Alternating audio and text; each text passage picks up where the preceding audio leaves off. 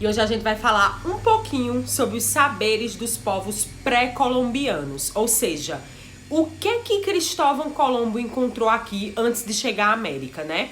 A gente sabe que a chegada dos espanhóis à região do Caribe, que aconteceu em 12 de outubro de 1492, foi um dos acontecimentos que marcou e mais conhecidos da história, né? Que é a chamada descoberta da América por Cristóvão Colombo. Porém, gente, com seus marinheiros, Colombo não chegou a um lugar com populações que estivessem esperando ele descobrir, não, né? Por isso que a gente fala descobrir a América, porque não é bem descobrir. O extenso território americano aqui era habitado por diversas populações indígenas que tinham seus próprios modos de vida, suas crenças, costumes e conhecimentos. Gente, os espanhóis tinham uma visão eurocêntrica do mundo, achava que só a Europa existia, né? Isso é que é uma visão eurocêntrica que não enxerga além, só enxerga ali a Europa. Eles não acreditaram que eles encontraram aqui na América centros urbanos, grandes obras arquitetônicas, né? Povos com conhecimentos variados, né? E diversos. A maior parte das sociedades complexas encontradas aqui pelos europeus estavam localizadas na região da Mesoamérica, né, que a gente já falou sobre também.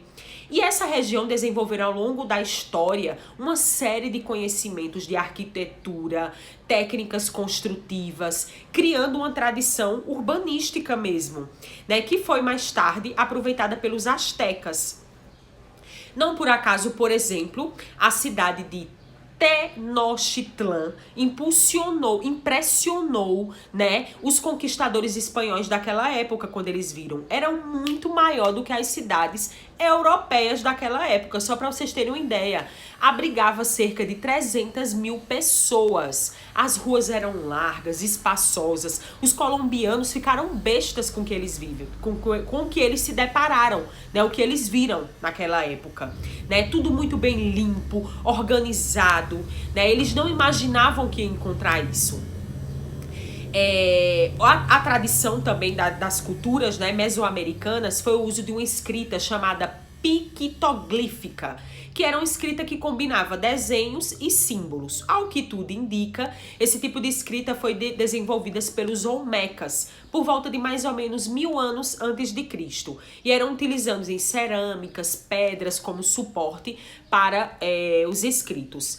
A partir da era cristã, os escribas, que eram aqueles que sabiam ler e escrever de diferentes povos, passaram a registrar os escritos em peles de animais, lenços de algodão e papel, feito com casca ou fibra das plantas. Então, eles sempre arrumavam um jeito, as civilizações, né, de estarem registrando a sua própria cultura, a agricultura, a sua forma de organização, para deixar como registro.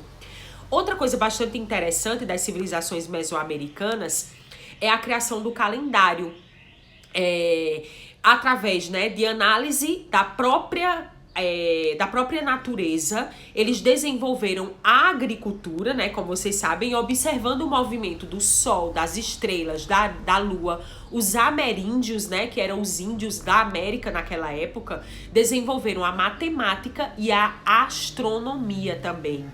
Eles tinham um sistema, gente, de numeração, né, provavelmente que foi criada pelos maias, que permitiu que os mesoamericanos aprimorassem seus cálculos astronômicos, podendo assim criar diferentes calendários, inclusive calendário muito parecido com o que a gente tem atualmente, né, que foi um instrumento para organizar a vida cotidiana deles. Passaram a marcar as datas para a realização das atividades agrícolas, dos ritos religiosos, das celebrações históricas da sua comunidade, né? Que serve de uma organização como a gente usa nos dias atuais.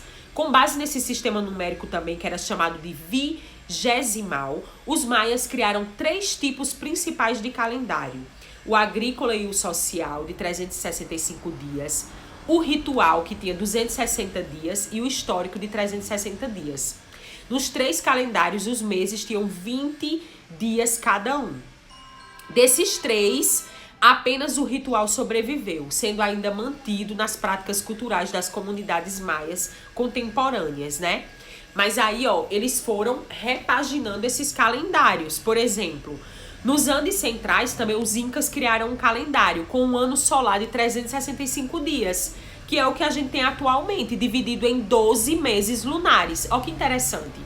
O calendário inca estava intimamente ligado, gente, ao poder do imperador, que era o Sapa Inca, que era o representante sagrado do sol para eles. Então tem muito a ver com a religiosidade e principalmente com a natureza e a agricultura, certo?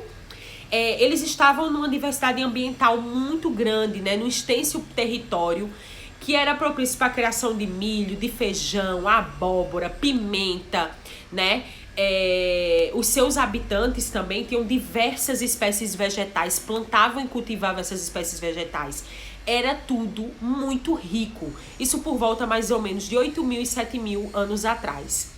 E os mesoamericanos, apesar de não utilizarem animais no trabalho agrícola, eles desenvolveram técnicas também para melhorar e aproveitar a água da chuva e dos lagos no cultivo para evitar o desgaste do solo, né? Aumentar assim a produção de alimentos para eles. Construíram canais de irrigação, chinampas, que era uma parte do solo que ficava sobre a água, assim. Tem até uma imagem na atividade de vocês também, no livro de vocês, o que eram essas chinampas. Além de construir plataformas também artificiais que permitiam utilizar os solos mais inférteis do pântano também.